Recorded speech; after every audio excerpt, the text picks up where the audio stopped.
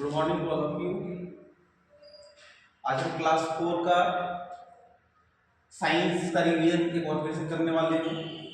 Exercise 11 solids, liquids and gases. Solid कहने का मतलब ठोस, लिक्विड कहने का मतलब द्रव और gases means gas. There are different kinds of object around us.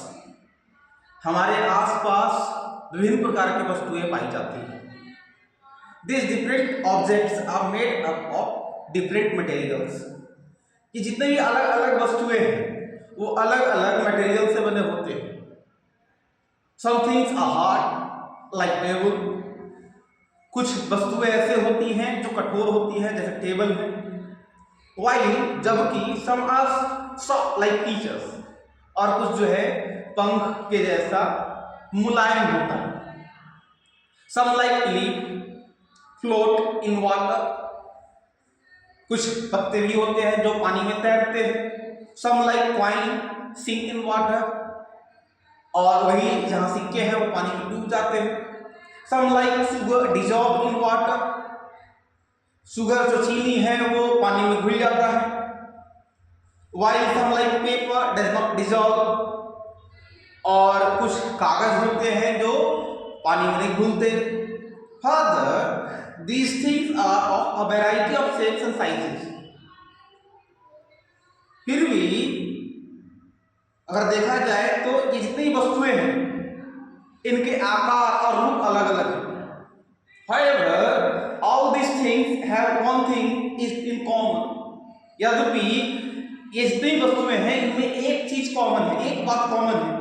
All these things take up a space and have weight। जितने वस्तुएं हैं वो जगह लेते हैं, स्पेस लेते हैं और उनके पास वजन होता है। Any substance that has weight and occupies a space is called matter। कोई ही वस्तु जो जिसमें वजन हो और जो जगह घेरता हो, जगह लेता हो, उसे हम पदार्थ या मैटर कहते हैं। All matter is made up of very small particles called molecules। जितने भी पदार्थ हैं वो छोटे छोटे पार्टिकल्स, छोटे कण से बने हुए हैं जिनको हम अणु कहते हैं। That cannot be seen with naked eyes। जो अणु को हम अपने नंगी आंखों से नहीं देख सकते। फॉर एग्जाम्पल उदाहरण के रूप में a drop of water is made of molecules of water। जो पानी का बूंद है वो पानी का बूंद वो पानी के अणु से मिलकर बना है। तो हम पानी का बूंद को देखते हैं लेकिन पानी के अणु को नहीं देख पाते अपने नंगी आंखों से। अब बात करते हैं स्टेट्स ऑफ मैटर। जो पदार्थ है उनकी अवस्थाओं के बारे में चर्चा करेंगे। Matter is found in 3 states of forms. जो पदार्थ हैं उनकी 3 अवस्थाएं होती हैं। The states are solid, liquid and gas. और ये जो अवस्था है वह सॉलिड ठोस, लिक्विड द्रव और gas. So everything in the world is either a solid or liquid or gas। इसलिए जितनी वस्तुएं हैं संसार में वो या तो सॉलिड है या लिक्विड है या गैस है। A material of any substance is made of the same kind of molecules। जो भी वस्तुओं में जो मटेरियल होते हैं, जिस मटेरियल से बनते हैं, वो सब एक ही समान के अणु से मिलकर बनते हैं, एक ही समान के मॉलिक्यूल से मिलकर बनते हैं। Water is any form in made up of water molecule only.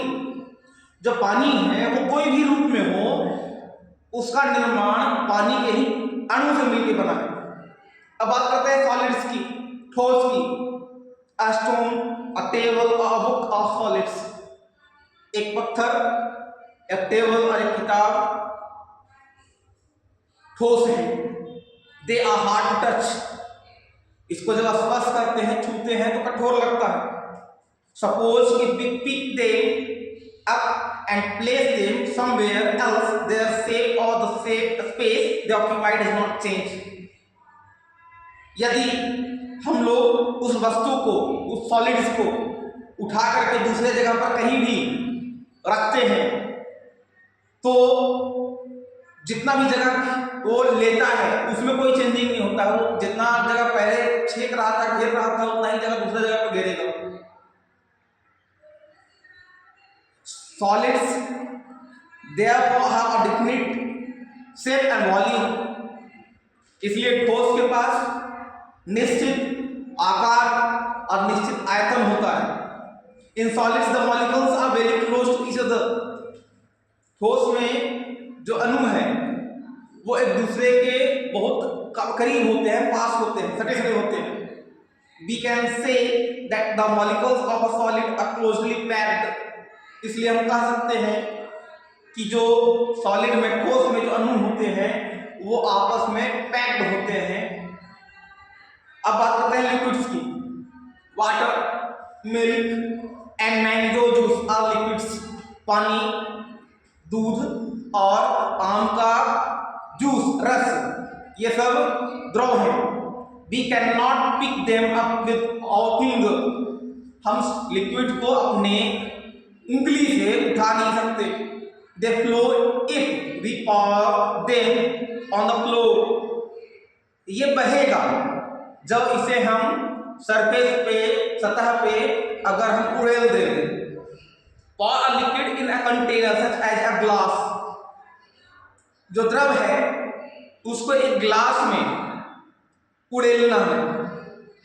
Now we see the shape of the liquid is the same as that of the glass, हम देखेंगे कि जो लिक्विड का जो आकार है वो ग्लास के आकार के रूप में ही बन गया है। Now pour it in a ball and we see that it takes the shape of the ball, अब हम ग्लास में जो पानी है उसको कटोरी में उड़े लेंगे और वो जो द्रव है वो कटोरी का रूप ले लेगा। But the volume of the liquid does not change, लेकिन जो द्रव का जो आयतन होता है वो चेंज नहीं होता, वो परिवर्तित नहीं होता। Which container it is put in, चाहे किसी भी कंटेनर में अब उसे डाल दे उसका वॉल्यूम कभी चेंज नहीं होगा। उसका शेप चेंज हो जाएगा लेकिन वॉल्यूम चेंज नहीं होगा। अब बात करते हैं gases. Air is a gas, हवा एक गैस है। Molecules in a gas are far apart of each other, जो गैस में जो मॉलिक्यूल्स हैं, अणु हैं, एक दूसरे के बहुत ज्यादा नजदीक नहीं होते हैं, बहुत ज्यादा दूर होते हैं। They are free to move around all over in the shape available up to them, जो इसके मॉलिक्यूल्स हैं वो जहां भी जगह है, शेप है, स्पेस है, वहां पर फ्रीली ये मूव कर सकते हैं इनके molecules. So a gas has no fixed shape or volume, इसलिए गैस का ना ही आकार और ना ही आयतन निश्चित होता है।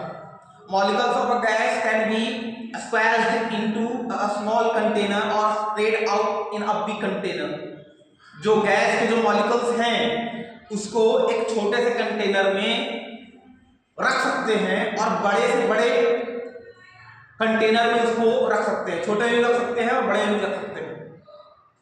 Suppose when we blow air into a balloon, अगर हम मान लिया जाए कि हम हवा को एक बैलून में भरें, the air is squeezed into the balloon, जो हवा है वो बैलून में संकुचित है। When we let the air out of the balloon, it spreads all over the room, जब हम हवा छोड़ देंगे बैलून का तो वो जो गैस है वो पूरे रूम में फैल जाएगा। It now occupies a large volume, अब ये लार्ज एक बड़ा सा वॉल्यूम, बड़ा सा आयतन में जगह ले रहा है।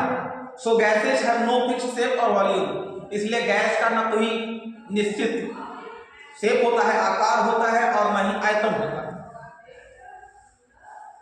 Due to arrangement of molecules solids have a definite shape and volume, अगर हम अणुओं के संरचना या बनावट के दृष्टिकोण से देखें तो जो ठोस है उसका निश्चित आकार और निश्चित आयतन होता है। Liquids have a definite volume but no definite shape, जो लिक्विड होता है उसका डेफिनिट वॉल्यूम होता है लेकिन शेप निश्चित नहीं होता। एंड गैसेज है neither different volume nor shape, और जो गैस होता है ना उसका निश्चित आकार और ना निश्चित आयतन होता है।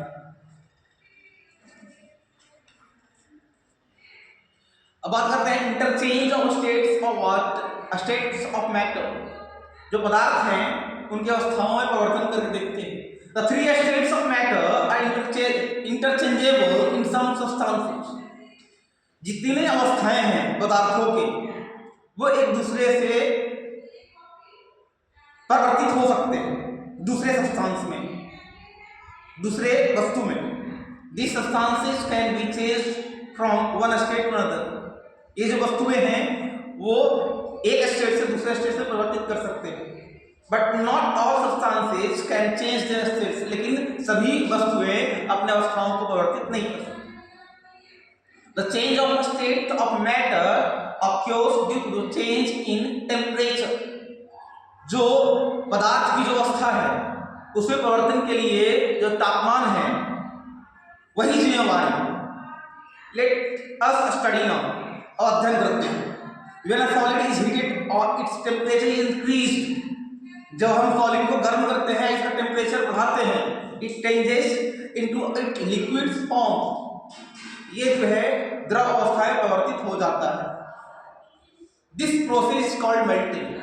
इसे हम इस प्रोसेस को इस प्रक्रिया को हम मेल्टिंग बोलते हैं। When a liquid is heated or its temperature is increased, जब हम द्रव को गर्म करें या उसके तापमान को बढ़ाएं, इट चेंजेस इनटू गैस। ये गैस में परिवर्तित हो जाता है। This process is called evaporation. इसे हम इस प्रक्रिया को हम बाष्पीकरण कहते हैं। If the heating is slow, जब हम गर्म स्लो करें, धीरे धीरे गर्म करें, तो इसको हम इवेपोरेशन कहेंगे, बाष्पीकरण करेंगे। It is called boiling. If the heating is fast, जब ज्यादा लिक्विड को हम ज्यादा गर्म करेंगे तो उसे हम बॉइलिंग करते हैं। When a gas is cooled down or its temperature is reduced, जब हम गैस को ठंडा करें या इसके तापमान को कम करें, it becomes a solid, या जो है सॉलिड का रूप ले लेता है, ठोस का रूप ले लेता है। This process is called freezing। इस प्रक्रिया को हम फ्रीजिंग कहते हैं। बात करते हैं फिजिकल एंड केमिकल चेंजेस की। A change in which the nature of the molecules of substance does not change is called a physical change। वैसा परिवर्तन जिसमें अणु के प्रवृत्ति में कोई परिवर्तन न हो, कोई चेंज न हो, उसको हम भौतिक परिवर्तन या फिजिकल चेंज कहते हैं। So although some properties like say etc of the material change, the material itself is the same before and after the physical change। इसलिए जो मटेरियल है उसके आकार बदल सकते हैं, लेकिन जो मटेरियल है वो खुद नहीं बदल सकता, उसके आकार बदल सकते हैं। जो मटेरियल है वो पहले भी वही रहेगा और चेंज होने के बाद भी वही रहेगा, उसकी प्रवृत्ति। Such a change, example of physical changes are, कुछ एग्जाम्पल है। Aluminium foil can be torn in half. जो अल्युमिनियम फॉयल है उसको हम आधा भी फाड़ दे तो उसका शेप बदल जाएगा, लेकिन उसकी जो प्रवृत्ति है, उसके जो मॉलिक्यूल्स हैं वो नहीं बदलेंगे। Clay can be moulded into a new shape. जो क्ले है, जो गीली मिट्टी है या कुछ गीला पदार्थ है, उसे हम नया शेप दे सकते हैं, नया रूप दे सकते हैं, नया आकार दे सकते हैं। Butter melts on warm toast. जो मक्खन है वो गर्म जो टोस्ट है, बिस्किट है, ब्रेड है, उसमें पिघल जाता है, लेकिन उसकी प्रवृत्ति नहीं चेंज होती। Water evaporates from the surface of the ocean. जो पानी है समुद्र के सतह से इवेपोरेट्स होते हैं, बाष्पीकृत होते हैं। A juice box in the freezer freezes. जो जूस बॉक्स है, जो उसको जब फ्रीज करते हैं, जो ठंडा करते हैं, उसकी प्रवृत्ति में कोई चेंजेस नहीं होता। A change in which the nature of the molecules of the substance changes and new substances are formed is called chemical change. वैसा परिवर्तन जिसमें जो मॉलिक्यूल्स हैं, अणु हैं, उसके प्रवृत्ति में भी परिवर्तन हो, उसके आकार में परिवर्तन हो, उसके रूप में परिवर्तन हो, इस परिवर्तन को हम केमिकल चेंज करते हैं, रासायनिक परिवर्तन करते हैं.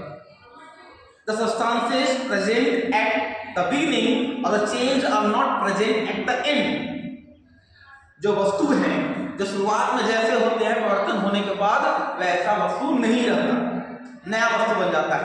Such a change, example of chemical changes are, कुछ एग्जाम्पल है केमिकल चेंजेस के. मिल्क गोज सॉर, जब हम दूध खट्टा हो जाता है तो वो केमिकल चेंज है. ज्वेलरी टर्निफेज, जो आभूषण है उसको जब बनता है तो उसमें अलग रूप ले लेता है. ब्रेड बिकम्स टोस्ट, जब ब्रेड को हम गर्म करते हैं तो टोस्ट बन जाता है, ये भी रासायनिक परिवर्तन है. Rust form on a nail left outside, अपने नाखून को काटेंगे, ये भी रासायनिक परिवर्तन है. Left over food is turn to compose, जब हम भोजन को कुछ दिन तक सड़ने के लिए छोड़ देंगे तो वो सड़ जाएगा, इसको हम केमिकल चेंज बोलेंगे. बात करते हैं सॉल्यूट, सॉल्वेंट और सॉल्यूशन की. Some solids mix easily with liquids, कुछ ऐसे ठोस हैं जो द्रव में आसानी से मिल जाते हैं. The solids that dissolve in a liquid is called the solute. वैसे ठोस जो पानी में पिघल जाते हैं, घुल जाते हैं, उसको सॉल्यूट बोलते हैं. The liquid in which the solute dissolves is called a solvent. और जिस द्रव में वो ठोस घुला है उस द्रव को हम सॉल्वेंट बोलेंगे. Many solids dissolve in water. बहुत सारे वस्तुएं हैं, ठोस हैं जो पानी में घुल जाते हैं. That is why water is also called a universal solvent. इसलिए हम पानी को एक वैश्विक सॉल्वेंट भी बोलते हैं, यूनिवर्सल सॉल्वेंट भी बोलते हैं. The liquids which we get when a solid dissolves in a solvent is called a solution. जब हम liquid which we get when a solute dissolves in a solvent, जब सॉल्वेंट में जो सॉल्यूट होगा, मतलब कि कोई द्रव में ठोस घुल जाएगा, तो जो नया तैयार होगा वस्तु, उसको हम बोलेंगे solution. The quality of being soluble is known as solubility. जिस रूप में, जिस मात्रा में सॉल्यूबल बना है, घुला है, उस मात्रा को हम सॉल्युबिलिटी बोलते हैं, solubility. The substances which dissolve in water are called soluble substances. जो ठोस पानी में घुल जाता है उसको सॉल्युबल सब्सटेंसेस बोलते हैं. And which does not dissolve in water are called insoluble substances. और जो ठोस पानी में नहीं घुलते हैं उसको insoluble substances बोलते हैं. When we make a solution of sugar and water, this is what happens. जब हम पानी और चीनी का सॉल्यूशन बनाएंगे तो क्या होगा देखते हैं. The solute means sugar is placed in the solvent and it slowly breaks into pieces. जो शुगर है वो पानी में धीरे धीरे टुकड़ों में टूटते हैं, घुलते हैं. The molecules of the solvent being the move out of the way to make room for the molecules of the solute. जो सॉल्वेंट, जो वाटर का जो मॉलिक्यूल्स होता है, वो अपनी जगह एक रूम देता है, जगह देता है, जिसमें जो शुगर का मॉलिक्यूल्स है वो आ सके, रास्ता देता है. The solute takes up the empty space between the molecules of the solvent. जो शुगर है, जो सॉल्यूट है, वो जो स्पेस मॉलिक्यूल्स, जो लिक्विड जो मॉलिक्यूल्स है, जो दोनों में मॉलिक्यूल्स में जो स्पेस है, जो मॉलिक्यूल्स में जो स्पेस है, उस स्पेस में शुगर जाता है, शुगर जगह लेता है बीच में. So the volume remains same, इसलिए इसका जो आयतन है वो सेम रहता है, इसके आयतन में परिवर्तन नहीं होता. The solute and solvent interact with each other until the concentration of the two substances is equal throughout the glass. ये एक दूसरे से इंटरेक्ट तब तक होंगे जब तक जो सॉल्यूशन है पूरी तरह से तैयार नहीं होता है. This means if you taste the solution at the top, bottom or middle of glass, it will taste the same. इसलिए जो सॉल्यूशन है इसको जो हम चाहे टॉप पे टेस्ट करें, चाहे मिडिल में टेस्ट करें, चाहे बॉटम में टेस्ट करें, सबका टेस्ट सेम होगा। इस तरह से आप लोग का exercise 11 solid liquids and gases इसका रिवीजन हो गया है। आप लोग को इसका क्वेश्चन आंसर जो कि लिखवाया गया है उसको याद कर लेना है।